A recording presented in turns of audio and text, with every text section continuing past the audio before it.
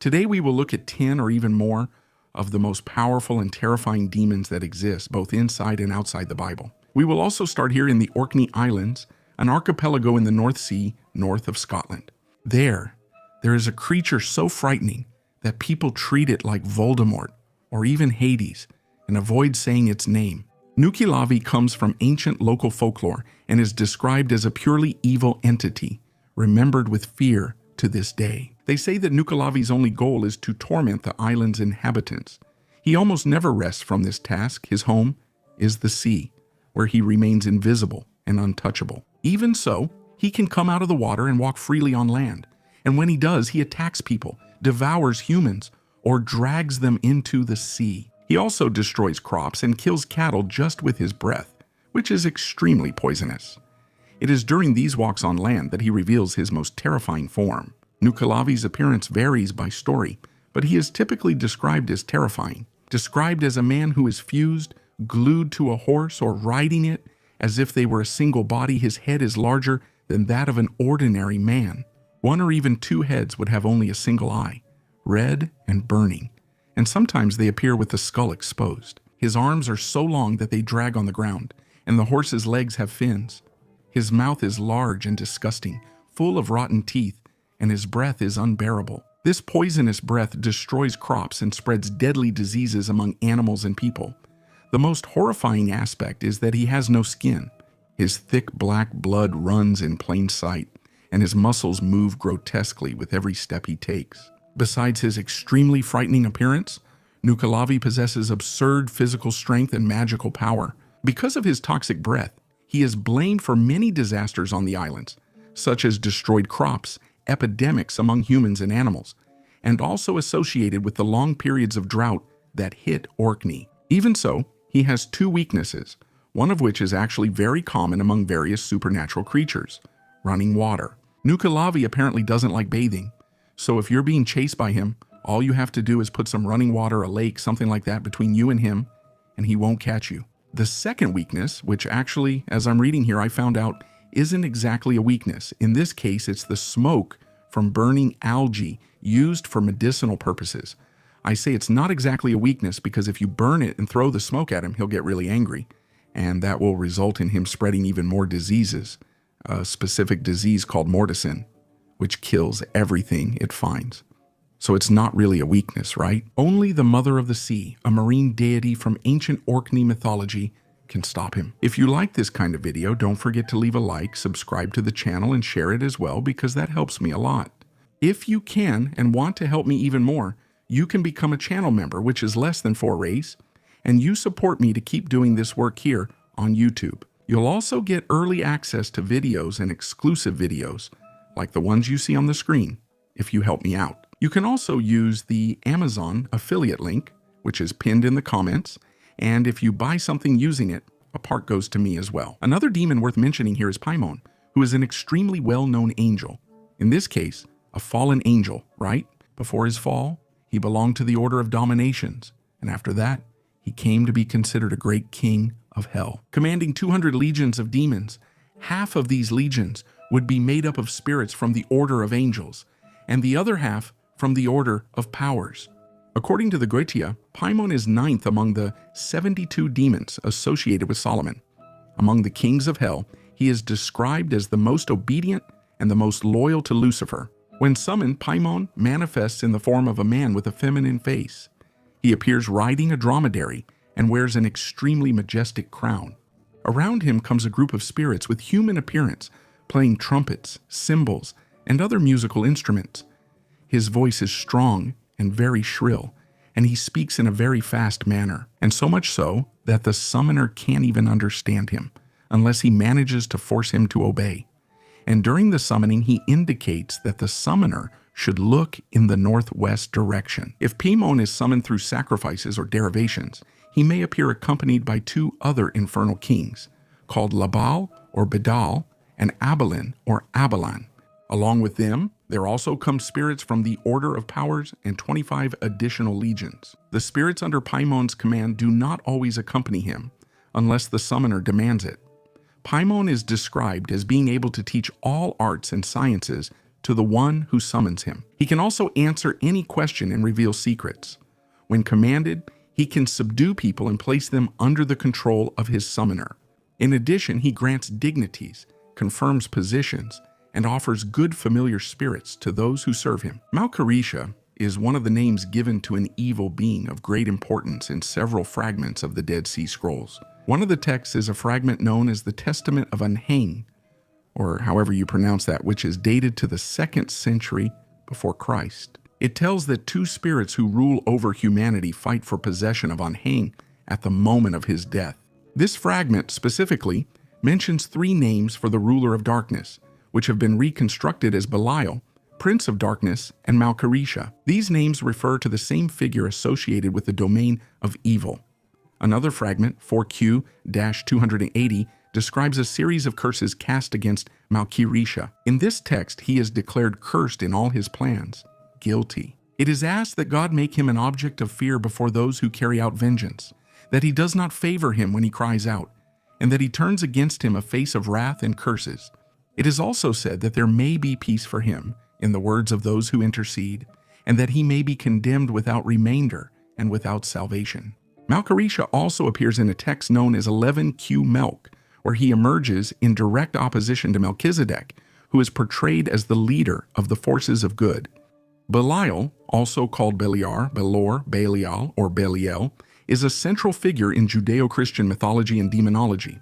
He is described as one of Satan's oldest and most respected demons and appears as the 68th spirit listed in the Ars Goetia. His name appears about 13 times in the Old Testament, sometimes as a proper name with an almost divine status, and other times as a term used to define something that is bad, unworthy, evil, blasphemous, impure, and so on. Before the New Testament, before Satan was placed as the absolute leader of evil, Belial held that role. In the beginning, the word Belial meant uselessness or wickedness, but over time it started to be used as a proper name for the devil or even for Satan himself. In a Dead Sea Scroll manuscript known as the War of the Sons of Light against the Sons of Darkness, Belial is presented as the supreme ruler of darkness.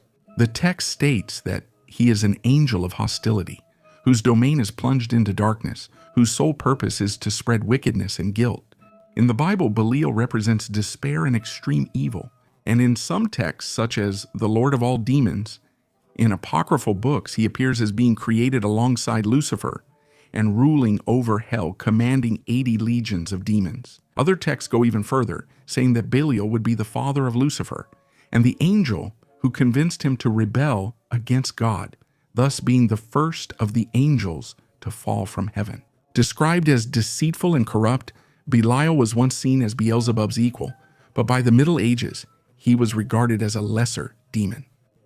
In apocryphal texts like the Ascension of Isaiah and the Gospel of Bartholomew, he is called the demon of lawlessness. In these writings, Belial is called the prince of this world, the one who leads men away from the divine law. In the famous work by John Milton, Paradise Lost, Belial is called the Son, falsely titled as God. Milton describes him as an evil spirit who fell from the heavens to the deepest abyss, someone who loves vice simply for the sake of vice. Unlike other demons, Belial is not openly worshipped in temples, but acts through hypocrisy, frequenting altars and palaces. He reigns in centers of power, in courts, in cities dominated by corruption, debauchery, and violence, wandering the streets at night with those who follow him. In a 15th century book called Dux Bac Belial by Jacobus Teramo, Belial is described as appearing in the presence of Solomon and dancing for him. In the New Testament, he is clearly identified with Satan. When Paul of Tarsus questions how Christ and Belial could be in agreement with each other, in the Goetia, Belial is presented as a powerful infernal king and can take on various forms. That of a beautiful angel driving a chariot of fire, that of a small demon dressed in red who absorbs all the light around him, that of a huge dove with flaming eyes, and that of having 2 angels with perfect appearance. It is believed that he can grant familiar spirits and is able to attract the favor of both friends and enemies, but he demands offerings and sacrifices in his honor. Nuri Botoki would be a yokai from Japanese mythology, or rather from Japanese folklore. Yokai, in this case, would be any supernatural being, right? That's why I included him here, because in a way, he also fits as a demon. His name means clothed dead. He appears illustrated in the third volume of the work Gazu Hyaki Yagyo, known as the Illustrated Night Parade of 100 Demons by Toriyama Seiken. He is described as a spirit with the appearance of a corpse with dark, oily skin that gives off a strong and unpleasant smell and has a kind of fishtail, and his eyes hang out of his face, which gives him an extremely bizarre and disturbing appearance. According to Japanese traditions, Nuri Botoki appears when someone forgets to close the doors of the Butsudan after sunset. Butsudan means, in this case, Buddha altar. It's a large wooden shrine, richly decorated, where sacred objects are kept, such as scrolls, mantras, religious advice, and statues. It is the center of the family's spirituality, and the ancestors are also honored there. During the day, the Butsudan remains open on holidays and special dates. It is treated almost like a member of the family receiving offerings of food and sake. However, at nightfall, it must be closed. It is believed that, during the night, the Butsudan functions as a portal between the world of the living and the world of the dead. If it remains open, some spirit may cross over into our world. Nuri Botoki is one of those spirits. After crossing the portal, he terrorizes the house's residents, flying and dancing frighteningly all night. In some cases, he tries to deceive people by offering false prophecies. To keep him away, you can spread salt on the ground. Before dawn, Nuri Botoki returns to the Butsudan and does not appear during the day. If the altar is always closed after sunset, he will not cause any more problems. Remember that much of the information I gave here can be found on the Portal of Myths. Azazel is a name given in Hebrew to an angel, associated with a specific role in the judgment of humanity. According to tradition, he would be responsible for gathering human faults and presenting them before the divine tribunal during the annual judgment. At the same time, Azazel is also a figure surrounded by mystery. He appears 3 times in the Hebrew Bible, always connected to the Yom Kippur ritual, where, at the time of the Jerusalem temple, 2 goats were used in this ritual. One was sacrificed to the Creator, and the other was designated for Azazel. This second goat was taken to the desert to die, symbolically carrying the sins of the people. In other traditions, Azazel is also known as the one responsible for the sin of wrath among the 7 princes of hell, who represent the 7 deadly sins. According to some accounts, Azazel, alongside Samyaza, led a group of 200 angels who descended with the purpose of living among humans. These angels had relationships with human women and had children with them. In Azazel's case, his children died during the flood. These hybrid creatures became known as Nephilim. Next here is the satanic head, or the wandering head, also called the satanic head, which is a very strange and mysterious figure from Brazilian folklore. Its origin goes back to ancient European traditions, probably brought to Brazil by Portuguese colonizers. In fact, the same thing happened with several other legends as well. Do you know exactly when this legend started circulating in the country? But they say it spread mainly through the Agreste and Sertão regions, being little known in the big cities. The reports are more common in states like Pernambuco, Alagoas, and Paraíba, although there are similar stories in other regions. The descriptions of the satanic head vary a lot. In one of the most well-known versions, it appears as the head of a person with long hair, moving by rolling or jumping on the ground, with its eyes well covered and an enigmatic smile. In other versions, it is described as the head of a cangachero, with a hardened face marked by time and a macabre smile. There are also reports in which the head is carried by a ghostly being who releases it upon finding a victim, allowing it to pursue them. In some regions, it appears even more frightening, with hair and eyes on fire, while it leaps with a very strange laugh. They say that the satanic head usually appears at night in isolated and dark places. Its presence causes so much fear in people that they even avoid saying its name, believing that this could end up attracting it. Some say that a simple touch from this being on a person can cause a fatal illness. It is also believed that its appearance in front of a house is a sign of death, where a great misfortune is bound to befall one of the residents. According to tradition, this bad omen can only be removed through an exorcism performed by a priest, followed by a novena carried out by the residents of the house themselves. To avoid the visit, many people place a cross made of Palm Sunday straw in their home. If, even so, the satanic head approaches, the residents resort to praying the rosary of Saint Benedict, keeping doors and windows always closed until the ritual is over to prevent the entity from entering the house. Astero, also known as Ashtero or Esterophe, is described in demonology as a powerful duke of hell. He commands 40 legions of demons, and according to the Goethe, holds the 29th position among the 72 demons of Solomon. In Jewish tradition, before his fall, Astero was said to have been a high-ranking angel, possibly a seraph, or a prince of the Order of Thrones. In the Grimoire Verum, or the Grand Grimoire, text from the 18th century, he appears as one of the 3 supreme demons, alongside Beelzebub and Lucifer. His name originates from Astarth, the principal goddess of the Phoenicians, who was also associated with fertility, as well as the Babylonian goddess Ishtar.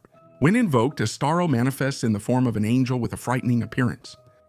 He appears riding a dragon and holds a viper in his right hand. His body gives off a strong odor and his breath is described as rotten. Because of this, magicians try to invoke him always holding a magic ring in front of their face to protect themselves from the smell. Astero is known for teaching liberal sciences, and he also knows the secrets of the past, present, and future, and he can talk about them when ordered. In addition, he has great knowledge about celestial matters, being able to talk about creation, about the Creator, the fall of the angels, and other similar topics. In the work The Sacred Magic of Abramelin, it is said that Astero has the power to reveal minds, transform metals, and indicate the location of treasures, as long as they are not protected by magic. He is also described as possessing destructive and impressive powers, being able to cause storms and destroy buildings with great ease. He also regrets the fall of the angels, claiming no involvement. For more details, I have a video about him on the channel, linked in the card and description. Atsaya would be a giant cannibal demon from the folklore religion of the Zuni people in the southwestern United States. He is a spiritual being, but he also has a physical form, being described as immense, several times larger than an ordinary human. In some accounts, his body is so large that he can't even enter the caves where people can easily pass through.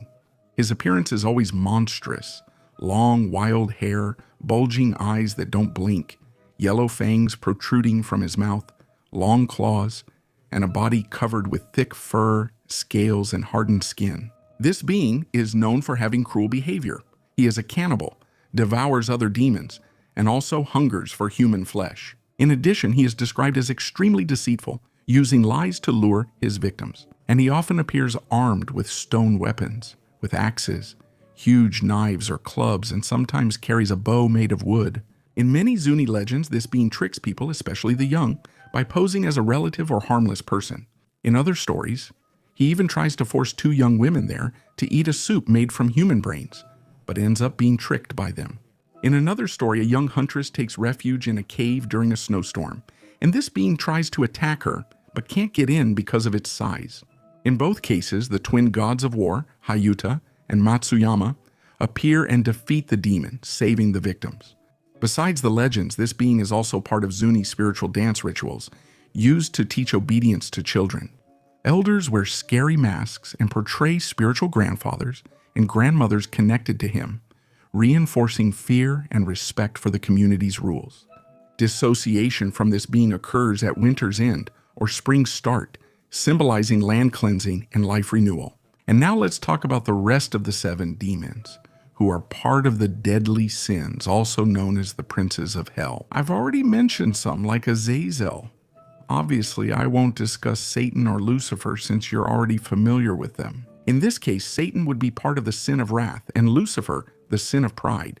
But the others are, for example, Beelzebub, who is also known as Beelzebub, or Beelzebuth, who would be the demon linked to the sin of gluttony. He would have originated from an ancient Philistine god, or possibly an ancient Philistine god because, in fact, no one has found anything to this day from the city of Ekron, connected to the Canaanite pantheon and associated with the god Baal. Over time, this ancient deity was reinterpreted by the Abrahamic traditions, and he came to be seen as a great demon of hell, becoming known as the Lord of the Flies, according to the Infernal Dictionary. He is a being capable of flying, receiving titles such as the Lord of Flying Beings or Lord of Flying Demons, reinforcing his connection with impure creatures and the idea of spiritual decay. While Beelzebub also went beyond the religious field, entering modern literature, being used in the novel Lord of the Flies and Ringling Golden, precisely because of the strong association with hell and the corruption of human nature. Next here is Leviathan, which is a colossal creature mentioned in the Old Testament. Its name in Hebrew means twisted or coiled, and in modern Hebrew, it has come to refer to whales. Throughout history, Leviathan has been interpreted in different ways. For some, it appears as a crocodile, for others, as a huge serpent, and for others, even as a dragon. Within this symbolism, Leviathan is seen as a monster of the waters, while Behemoth represents land and Ziz. The reference to Leviathan seems to have roots in older myths, such as in the Canaanite cycle of Baal against the sea monster Lotan, and in the Babylonian epic, and in the Enuma Elish, in which Marduk also ends up defeating Tiamat. In any case, Leviathan also came to be considered a very powerful demon, being one of the 7 princes of hell, representing envy. We also have Belphegor, who originates from the ancient Moabite deity worshipped on Mount Peor. In Christianity, he comes to be seen as the demon associated with laziness, inventions, creativity, decay, and the cycles of rotting and renewal. His activity was worshipped as a tall, bearded figure with an open mouth, whose tongue was shaped like a gigantic phallus, an image that symbolized fertility and excess. In Christian mythology, Belphegor is one of the 7 princes of hell and represents sloth, the first sin. His appearance changes by tradition. Sometimes he looks like a wolf, a sea monster, or a tall, bearded old man with canine teeth, a dragon's tail, and a phallus-shaped tongue. In some versions, he also appears as a young man of striking beauty. According to tradition, Belphegor was originally a powerful angel named Bastiel, who, during Lucifer's rebellion against the Creator, refused to fight and abandoned the heavens, later being considered a deserter.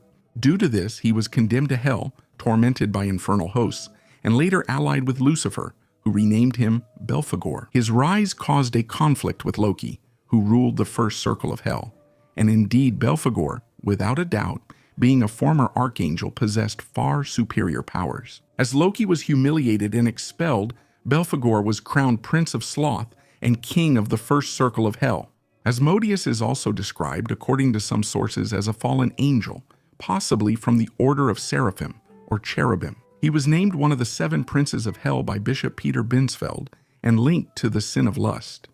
Works like the Infernal Dictionary describe his appearance as terrifying. He has chicken legs, a serpent's tail, and in some versions, multiple heads, human, bull, and ram, breathing fire, and is often depicted riding an infernal dragon, carrying a spear or a flag. These animal elements symbolize lust, vengeance, and uncontrolled instinct.